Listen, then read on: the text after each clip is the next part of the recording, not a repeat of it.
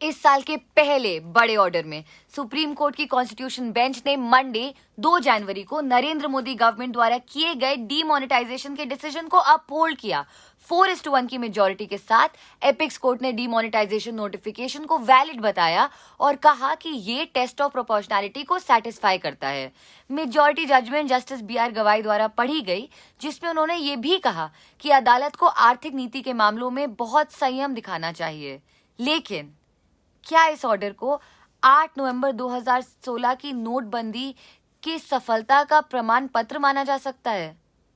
Actually नहीं, क्योंकि भले ही कोर्ट ने ये जरूर कहा कि डीमोनेटाइजेशन का उसके ऑब्जेक्टिव्स के साथ एक रीजनेबल नेक्सस था, उन्होंने ये भी कहा कि ये मान्य नहीं रखता कि ये रेलेवेंट नहीं है कि वो ऑब्जेक्टिव्स हासिल हुए या नहीं हुए।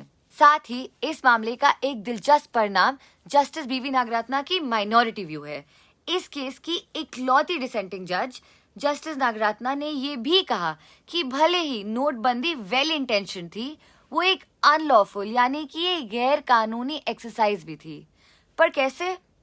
जस्टिस नागरत्ना ने अपने ऑर्डर में ये कहा कि RBI द्वारा एक सीरीज यानी कि एक श्रृंखला के करेंसी नोट्स को डीमोनेटाइज करना और सरकार की इच्छा पे ये सारे सीरीज के करेंसी नोट्स को डीमोनेटाइज करने में बहुत फर्क है, क्योंकि जब सरकार की इच्छा से सारे सीरीज डीमोनेटाइज होते हैं तो वो एक ज्यादा गंभीर विषय है और ये एक लेजिस्लेशन द्वारा किया जाना चाहिए, ना कि RBI एक्ट के सेक्शन 26(2) के माध्यम से।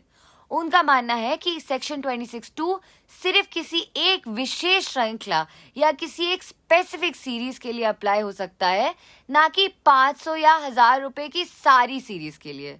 उनका ये भी मानना है कि RBI ने इस मामले में स्वतंत्र सोच नहीं दिखाई। पर नोटबंदी को गैर कानूनी करार देते हुए उन्होंने ये भी कहा कि 6 साल बीत चुके हैं और अब 6 साल पहले वाला स्टेटस को लागू नहीं किया जा सकता।